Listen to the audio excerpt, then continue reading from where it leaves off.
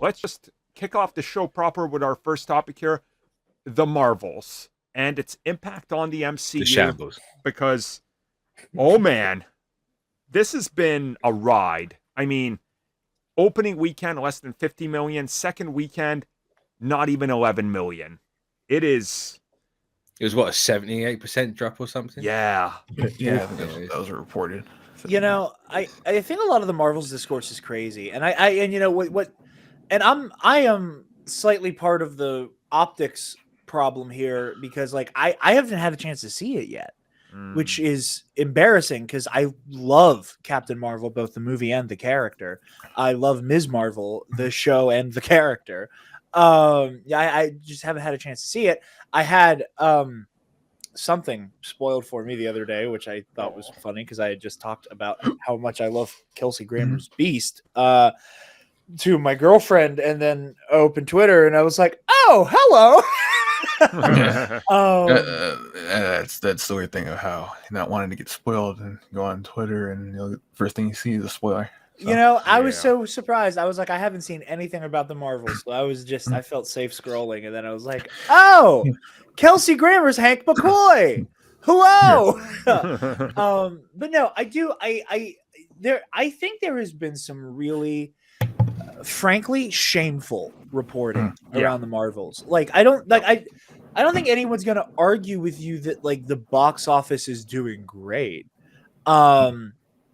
But like the like legacy trades, like not just your comic books and your Screen Rants, like Vanity Fair, Variety, who for whatever reason just had a taste of Marvel's blood and can't stop.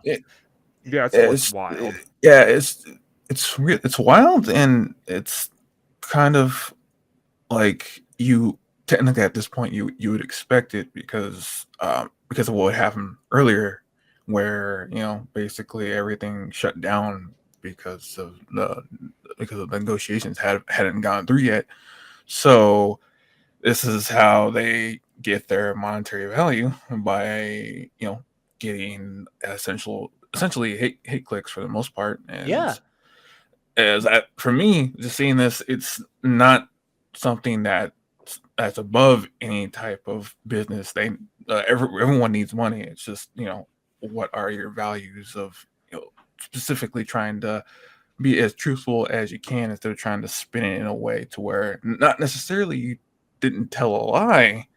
You just it's omitting crucial information. Yeah. And it's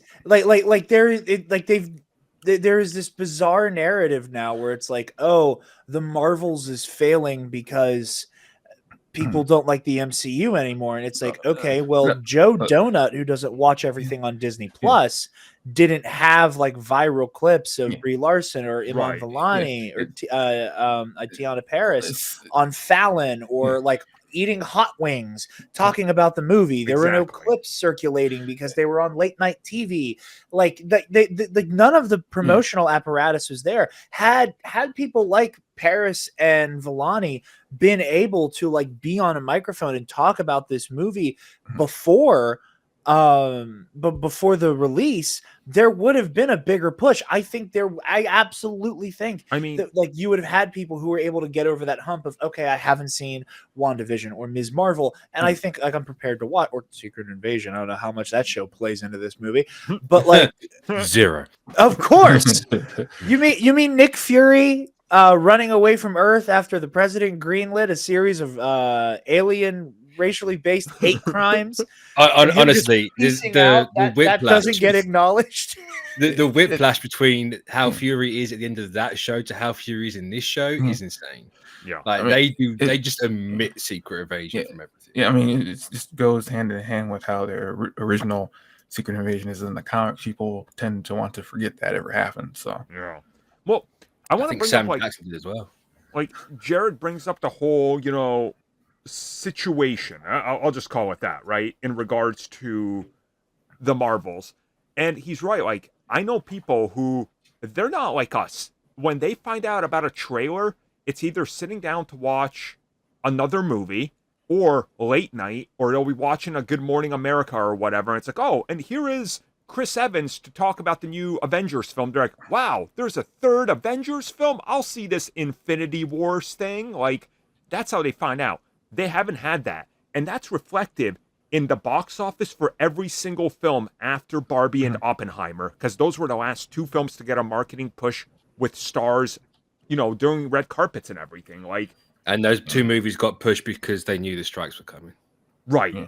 Exactly. Like, yeah, because I think like even when the strikes were, it was weird. I think like the one that snuck out for me that I kind of remembered was it the Haunted Mansion, where technically they Disney had a red carpet, but since the strikes were going on, none of the actors were on the carpet. Instead, Disney had all their costume characters on the carpet. Because it was at one of the parks. That. It was at I think it was at Disneyland where they did the premiere, and then they were like, well, we have no actors, so here's Mickey and Minnie, I guess. Yeah, I mean, you'd have to be kind of ignorant to ignore that that's a big problem. But also the big problem is now, like, let's talk about it. The Marvels fails, impact on the MCU, I'm going to say probably non-existent. Like, there's so many things you toss into why this film did the way it did, which we just did. They're not going to get rid of Ms. Marvel or Captain Marvel or Monica. Like, some people are. I mean, Brie Larson just came out like 2 days ago saying that there's stuff coming with Carol. Exactly. So, like, it's what did this film actually do? Sure, it's not making the money at the box office, but I mean, has that stopped Marvel Studios before? All of Phase 1 was dinged in some way or another, and you had 3 bombs in a row. The Incredible Hulk, the first Captain America, and the first Thor were all bombs. I mean, still survived, so what do you know, Well, I mean, Armin, I think you said it yourself the other day in the Facebook group where you were like, the Marvels is shaping up to be the Marvel Birds of Prey in many ways. Oh yeah. Like it had like removing the strike from the equation for a moment. You have the, internet hate machine, primed and ready to go because you have this movie predominantly led by women of color at that. So you already have like the fandom menace, like, machine churning, and now Brie Larson's involved. And, that's that is a virginity Avenger level threat. Yeah. I mean, so you say that it's to me, it's insane how like with all of the hate surrounding the Marvels and all of the, I guess, information that I want to put in quotation marks here, that all the actors hate Marvel Studios, they hate the fans, they hate everything about this, and that they're moving on, and it's just it just rubs me the wrong way when you see that all the actors, they want this to do good. It's like they're not showing that they hate this stuff, and it's just, to me, it's just like people are getting confused and are thinking one way because they either don't like the characters, and that's perfectly fine if you don't like the characters, but like you don't need to have this insurmountable hate or disdain for the characters or the actors because you don't want to see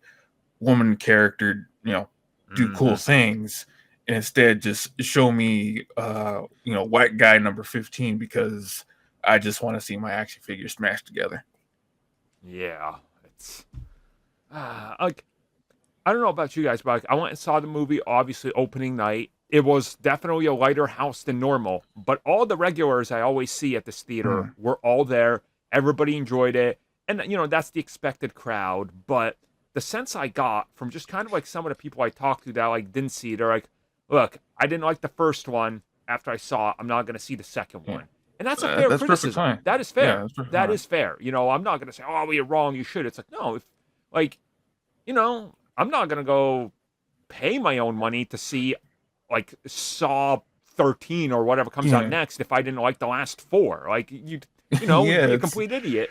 Yeah, it's like if you like, for example, it's just like if you didn't like last Jurassic Park movie, you're not going to waste your money going to see it, and if you end up hating it, why would you go and see it? It's it's a waste of, if to waste your time, then fine. You don't need to waste your time or money for something you don't care for, and it's also perfectly fine to not talk about it because you don't need to waste your time with it. But there are those people who won't waste their money, waste their time, and endlessly hate something that they just don't like. And that at the end of the day, you're asking is like, why are you wasting time with this? When you just, to me, it just feels like you just want to have, some say in the interwebs about why you hate something when you could just talk about something you like instead.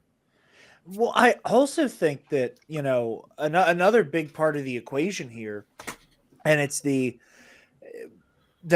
something I think is inextricably linked to the pandemic, is that I think people have gotten hip to the fact that especially the Disney stuff gets a pretty quick turnaround time on Disney Plus. Yeah. Like, relatively speaking, like you're not gonna have to wait that long. Like I think Indiana Jones took quite a while. I don't think it's even up until December 1st, if I'm not mistaken. But like, I don't want to go to a theater. People have been, there's the whole, people don't know how to behave at concerts anymore. People don't know how to behave at movie theaters anymore either. So you have this double-edged sword of, do I want to go to a theater to see a movie I'm not sure I'll even like? Probably have to deal with some annoying, tool bags there. Yeah.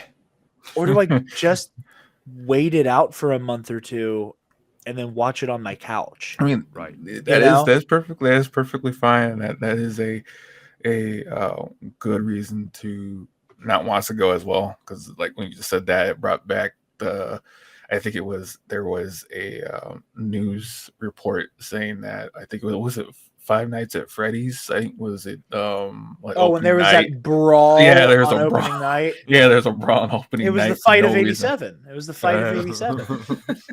But yeah, it is. You can if you want to do that, you perfectly.